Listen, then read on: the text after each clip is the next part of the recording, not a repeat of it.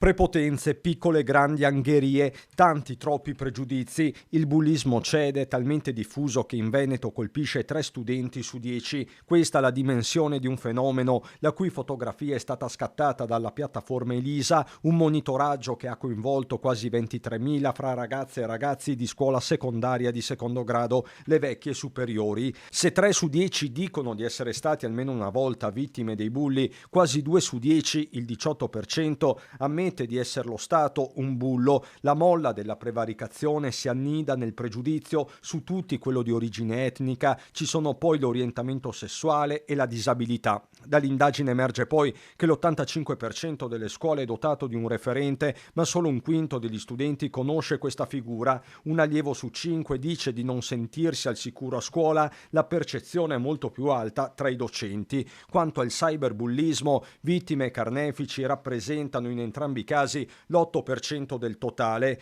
Questo lo spaccato nelle ore in cui l'ufficio scolastico regionale certifica le conseguenze dell'inverno demografico, con le scuole statali che in un anno perdono 8.841 studenti, scendendo poco sotto le 540.000 unità. Oltre 2.000 il saldo negativo a Padova, 1.870 a Venezia, 1.500 Verona e Vicenza, poco meno di 1.400 Treviso, circa 500 Belluno, un centinaio a Rovigo. Ne guadagnano 2.448 invece le paritarie. Quanto alle scelte, calano i licei, aumentano i professionali, stabili i tecnici. La crescita più evidente riguarda gli indirizzi di finanza, marketing, turismo.